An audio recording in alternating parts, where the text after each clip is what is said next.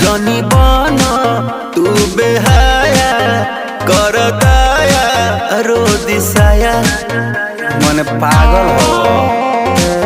अरे हटो ना